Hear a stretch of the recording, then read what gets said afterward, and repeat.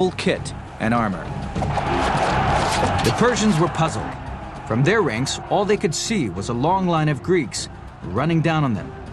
Surely they would be out of breath before they even got close enough to fight. These Persian infantrymen were more skirmisher troops than heavy infantry. Lightly armed with short spears and scimitars, they formed ranks as a line of steel-tipped spears came hurtling towards them. The two armies clashed head-on. The Persians soon realized their weapons were hopeless against the Greek army, but they fought back valiantly, and by sheer weight of numbers began pushing the Greek center back. It looked like Miltiades' gamble had failed, and all the while Datis was sailing closer to Athens. It is 490 BC. The Greek army is being pushed back by Persian invaders, and a Persian fleet is on its way to attack Athens. As the Greeks fell back in the center, the Persian commander, Artaphernes, smelled victory. The way in which Miltiades drew out the Athenian army, enormously lengthening and thinning his center, was one of the riskiest things, I think, in all of ancient warfare. But now the strong Greek phalanxes, on the wings, beat back the thinner Persian line and began to push in towards the center. Each phalanx moved on command, as one unit, wheeling left or right, almost turning on a dime. Miltiades' gamble had paid off. As the center fell back, his wings slowly encircled the enemy. The slaughter began in earnest as the heavily armored Greeks hammered into the Persian divisions.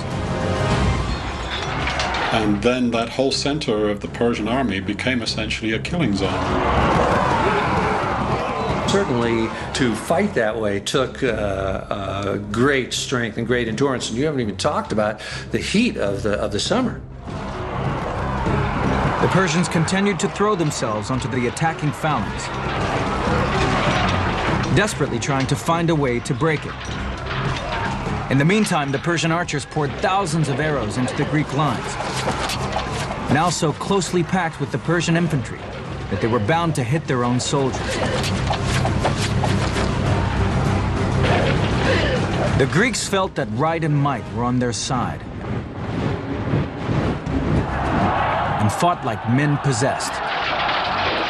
Tactics were not so important in those days. It was more just the guts to stand next shoulder to shoulder with your mates and carry on the fight. The Persians were a broken force. They had never been defeated by the Greeks. But now thousands of their soldiers lay dead or died. Suddenly the Persians broke and ran for their ships, desperate to escape the slaughter.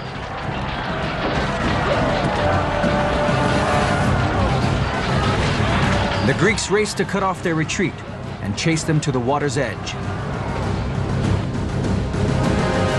There was chaos on the beach, the stampeding troops pushing and heaving to get their craft away, while trying to defend themselves from the pursuing hoplites. The surviving Persians sailed away, while the Greeks collapsed, exhausted in the sand. But there was no time to rest. While the battle was raging at Marathon, Datis and his Persian troops were sailing closer to Athens. Miltiades ordered his tired and battle-weary troops to Athens, a forced march of 22 miles in full armor. It had taken him just over 3 hours to defeat the Persian army at Marathon, but that meant that Datis was 3 hours closer to Athens. It was a race against time. He sent a runner on ahead with news of victory. According to legend, it was Phidippides, the same man who had run to Sparta. He ran the 22 miles here to Athens and shouted, "Rejoice, we have victory," then fell dead from exhaustion. Miltiades arrived in the nick of time and managed to set his troops up around Athens. Datis was dismayed when he sailed around the bay and found the Greek army waiting for him.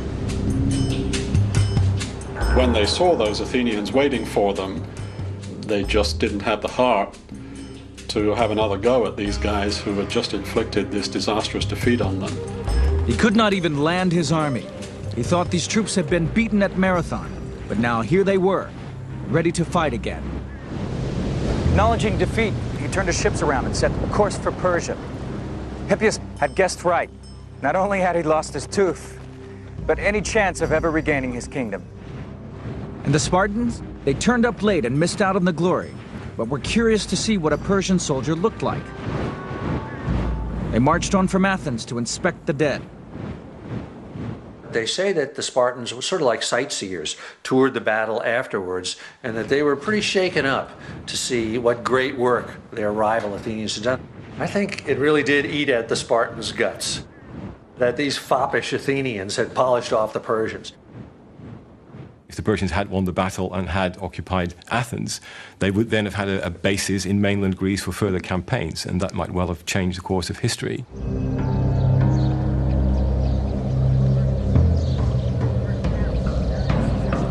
Marathon was a true battle, a real battle that was decisive and that threw back an invading enemy.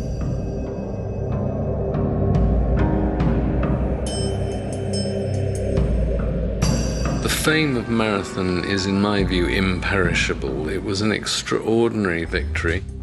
But for Marathon, you wouldn't then have had the ensuing civilization of the Greeks. The Persians had lost 6,500 men. The Greeks, 192. This was a great victory for Greece, but an even greater victory for Athens. In the space of 20 years, its citizens had got rid of their king and pushed back the Persian Empire.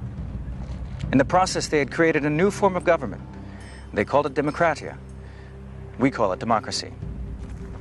And Phidippides, his run is remembered at every Olympics, and each year in cities around the world when ordinary people run the marathon.